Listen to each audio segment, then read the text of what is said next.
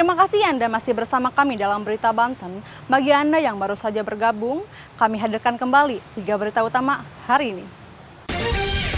Jalan rusak, warga pasang spanduk kritikan.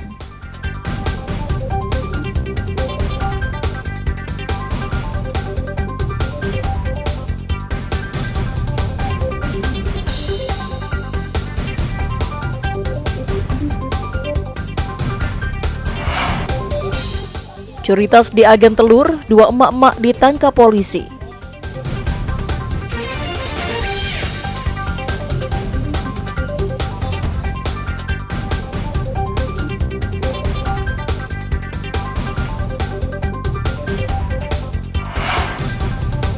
Harga naik, permintaan telur pecah meningkat.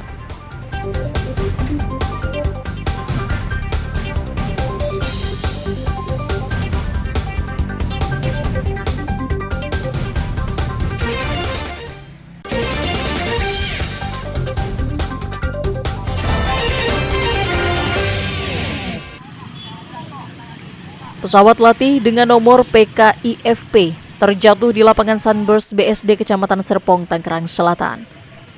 Akibat kerasnya benturan, pesawat mengalami kerusakan cukup parah. Sejumlah petugas gabungan langsung mengevakuasi kru pesawat.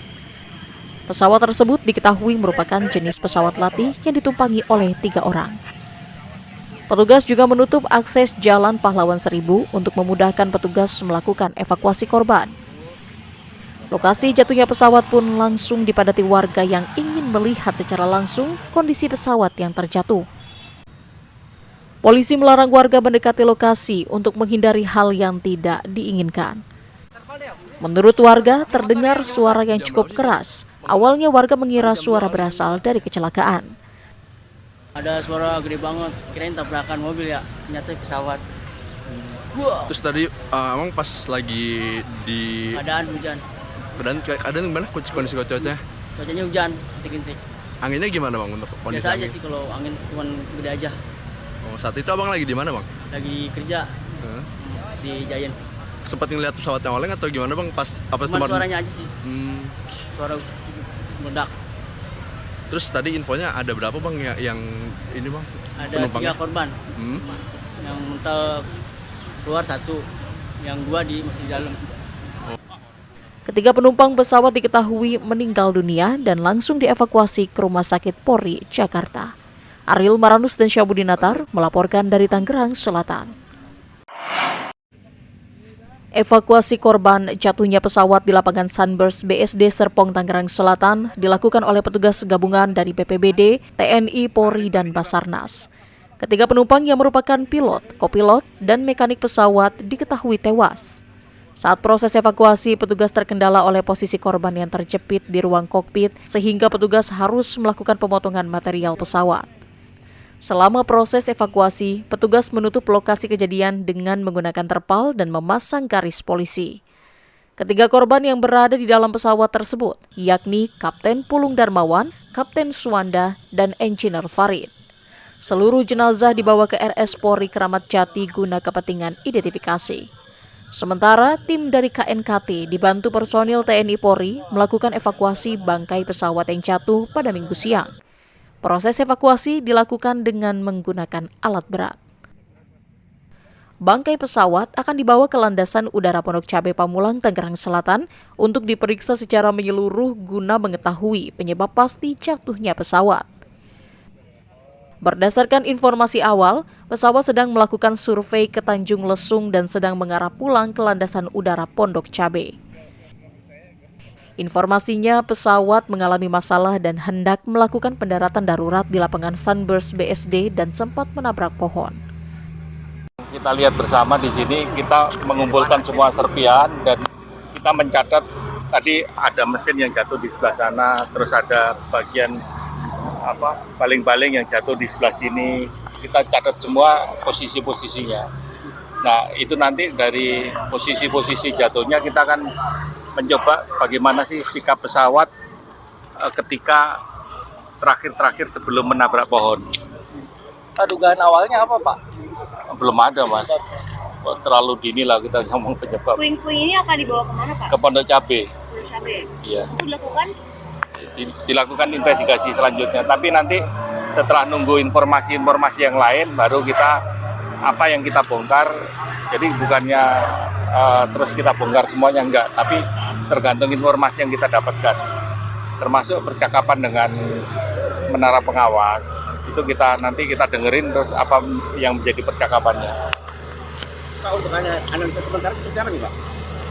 Belum ada, jadi kenapa kita juga mempelajari kenapa pilot mengarahkan pesawatnya ke lapangan ini. Nah, di sini kita lihat pilot berusaha untuk mungkin mendarat darurat karena memang di situ lapangan, cuman masalahnya dia terkena pohon duluan gitu loh. Tapi kalau dia sempat masuk ke lapangan ya mungkin aman lah. Sementara itu, kondisi di sekitar lokasi kejadian pun berangsur normal. Jalan yang sebelumnya ditutup pun sudah dibuka kembali dan bisa dilalui lagi oleh pengendara. Ariel Maranus dan Syabudinatar melaporkan dari Tangerang Selatan.